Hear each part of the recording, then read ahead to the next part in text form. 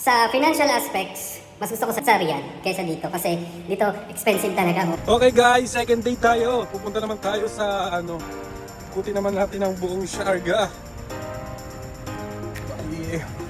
Ayan guys, kung nakikita nyo to, itong fence na to, yan yung nagiging ng Sharjah and Dubai. So yan yung Dubai sa kabila, tapos dito yung Sharjah, dito sa side na to. Sharjah, yung location yung bahay ni Ma'am Maribel is na andon. So parang ganyan lang siya, as in fence lang. Oh.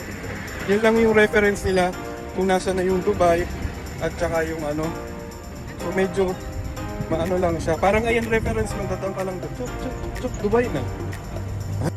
Diyan nga pala kami sa Sharjah nagstay. Bali ang Sharjah ang pangatlo sa pinakamalaking Emirates sa UAE. Bali ang UAE po binubuo po yan ng 7 Emirates. Isa na po dyan yung Sharjah na pinuntahan natin at yung Dubai, and lastly po yung Abu Dhabi na ating napuntahan din. Kaya pupunta kami ngayon sa isang dito. Grabe mga bahay dito, oo.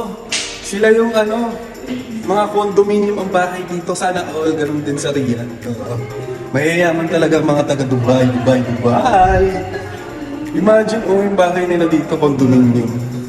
Tapos sa Riyadh, ganun lang, basic. Pero sa financial aspects, mas gusto ko sa Dubai, sa Riyadh, kaysa dito. Kasi dito, expensive talaga. Kaya pala siya expensive, it's because yung mga bahay ganito, yung mga accommodation, ganito. I mean, yung bahay nila, more on yung mga nag-work dito is mga nasa, may mga sila outside the company. Maganda siya actually. Pero wisely money expend Riyadh. Kasi sa Riyadh very cheap. Alam niyo ba guys, another din, ang daming dito, Indian. Naku, nawala na sila. Nasaan na sila? Yung kasama ko, hindi ko na alam kung nasaan. Actually, ang daming Indian guys dito, grabe. Lahat ng stores, as in restaurants, yung mga bilihan ng pabango. Kung sa Riyadh, mga locals or mga Saudis, dito ang daming Indians ang nagtatrabaho sa mga iba't ibang company. Sana dumating din yung ganong time sa Saudi Arabia, yung pwedeng magtrabaho na kahit anong position yung mga iba't ibang lahi, lalo yung mga kapwa nating Pilipino. Ganon. Sana dumating yung ganong time din dito sa Saudi Arabia. Inshallah, bukura.